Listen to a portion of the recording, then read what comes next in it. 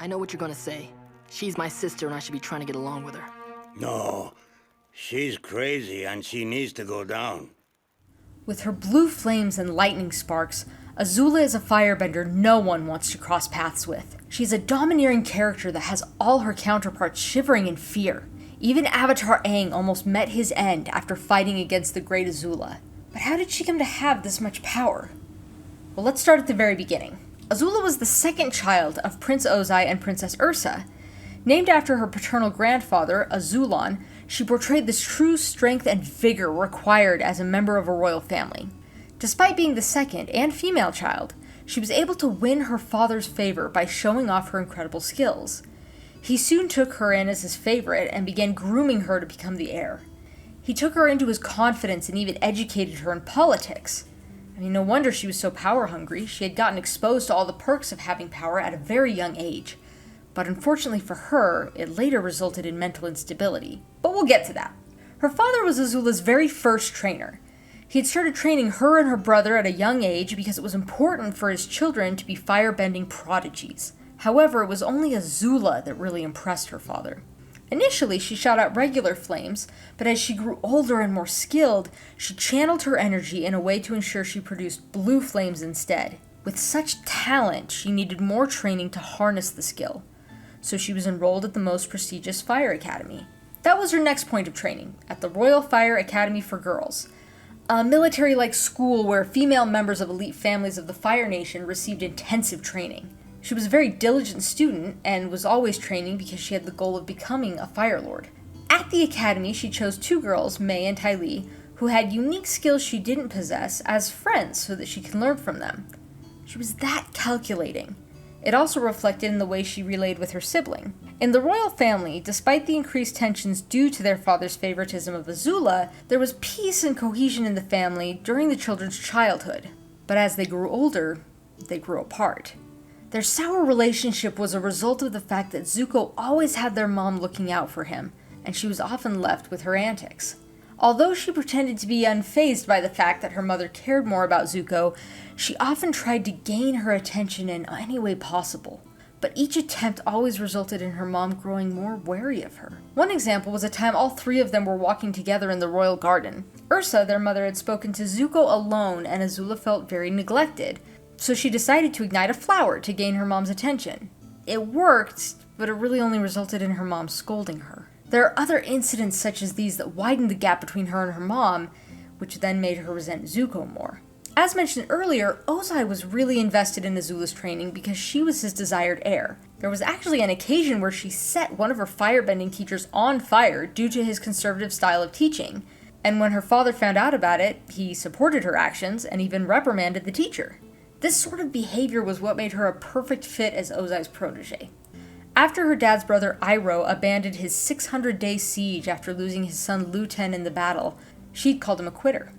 She'd also urged her father to convince Fire Lord Azulon to make him the heir. Fire Lord Azulon had refused, of course, as it was expected that General Iroh was going to become the Fire Lord since he was the next in line. But that night, Fire Lord Azulon died. Ozai took over the throne, and behind the curtain, watching what went down, was little Azula with a smirk on her face. When her father took over the throne and she was made the crown princess, she intensified her training. Right from her childhood, Azula was assigned two firebending mentors, Lo and Lai. These women had watched Azula transform from a young, not-so-innocent child into a villain with the aim to take up all the power that she could have. They had contributed to Azula's insatiable thirst for power, but later regretted it as they saw how this thirst for power drove her mad.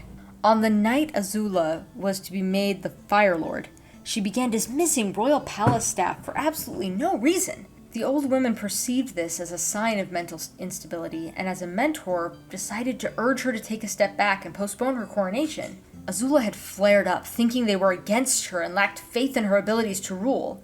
She had banished one of them, but neither made a move to leave as they weren't sure who she had banished.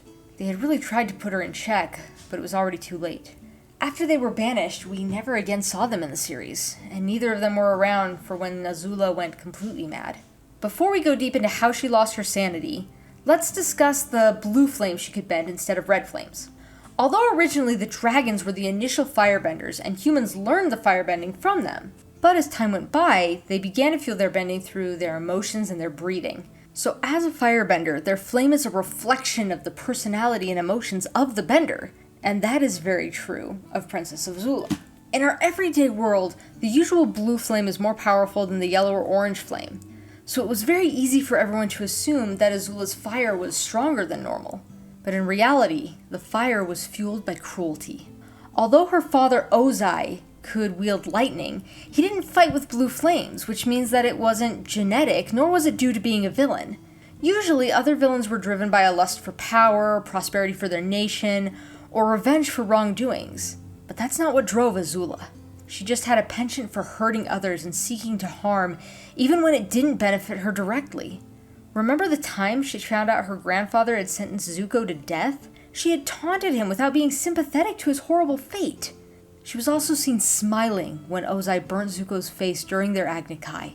So her blue flames come from a dark place, as there's a good chance that Azula's cruelty caused her flames to turn blue.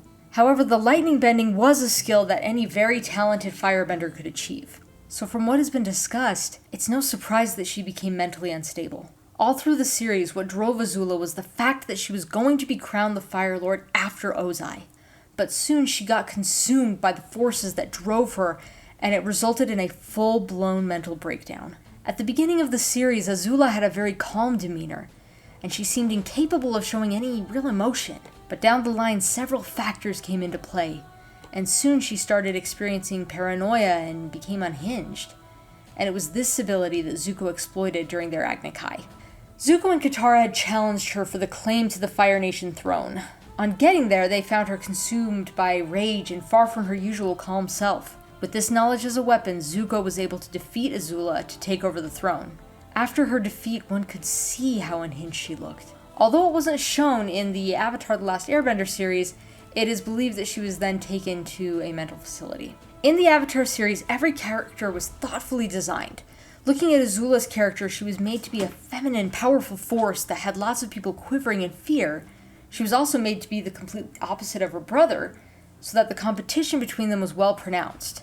However, since she was not the Avatar or one of the main characters, we only got to see a glimpse of her past self. But what was seen is enough to deduce that she turned out the way she did due to her upbringing. From seeing her father hijack the throne, to all the training she got to groom her for her role as crown princess, there was only a little chance she wouldn't turn out the way she did. The absence of her mother's love also just made her more cruel.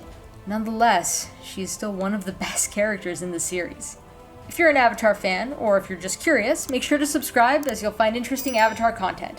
See you in the next video!